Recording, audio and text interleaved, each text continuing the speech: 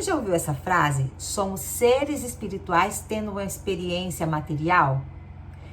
Isso é tão verdade porque existem dois reinos. Existe o reino espiritual e o reino desta terra, o reino físico.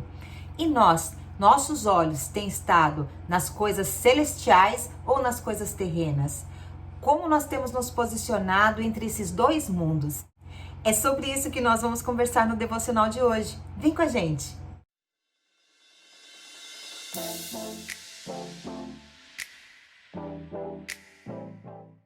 Olá, eu sou a Fábio e esse é o nosso devocional Meu Plano com Deus. Hoje é dia 15 de novembro, mais uma segunda-feira, e para você que acompanha conosco a leitura anual da Palavra de Deus, os capítulos para hoje são Ezequiel 1 e 2 e também Hebreus 11, do versículo 1 ao versículo 9. Vamos para o nosso devocional e o tema de hoje é Entre Dois Mundos. A leitura que dá base para a nossa reflexão fica em Filipenses 1, do versículo 20 ao 26. Eu vou ler para você o versículo 20. Que Cristo seja honrado por meu intermédio, quer eu viva, quer eu morra. O escritor Samuel Johnson declarou: quando um homem se cansa de Londres, está cansado da própria vida, pois em Londres há tudo que a vida pode proporcionar. Ele viveu no século XVIII em Londres, na Inglaterra. Sua visão pode ter sido tendenciosa, mas naquela época, Londres era o ápice de tudo que este mundo tinha a oferecer. Nenhuma outra cidade tinha mais diversão ou atrações. Também tinha a indústria britânica, super famosa na época, o comércio e o alcance global parecia ilimitados. Não podemos entender o quanto Samuel Johnson estava satisfeito com a sua vida ali em Londres. Mas no texto de Filipenses que nós lemos, nós percebemos ali a diferença que Paulo, nas suas palavras, diz sobre a diferença entre a vida centrada nesta terra e a vida focada nas coisas celestes. Paulo estava na prisão e naquela ocasião ele tinha perdido a boa vida que ele poderia usufruir nesta terra. E ele estando nesta prisão, a morte era iminente, ele poderia ser condenado a qualquer momento. Mas aí ele afirma: para mim o viver é Cristo e o morrer é ganho. Por que ele fala essas palavras? Paulo era tão apaixonado por Jesus que ele não via a hora de estar na glória com Cristo.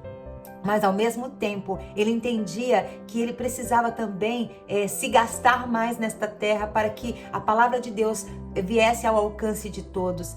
Hoje, nós estamos aqui sentados falando sobre a palavra de Deus porque Paulo se posicionou naquela época, assumiu o ID e a missão de pregar para os gentios. E nós somos esses gentios, o povo que era fora do povo de Israel.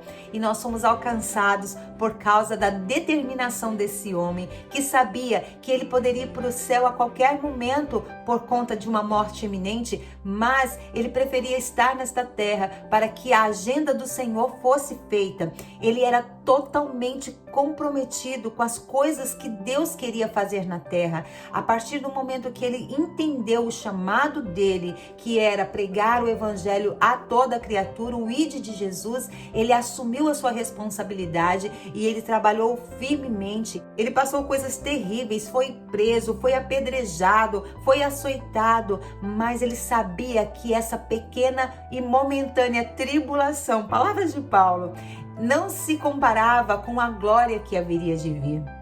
Ele sabia que isso era tudo momentâneo. Ele sofreria na carne a proporção do sofrimento de Cristo para que ele tivesse na glória uma esperança maior. É muito fácil nós apegarmos às prioridades erradas, colocarmos as coisas deste mundo na frente do que nós realmente precisamos priorizar, que é o ID de Cristo, que é o amor a Jesus, que é o relacionamento pessoal e profundo com esse Deus vivo.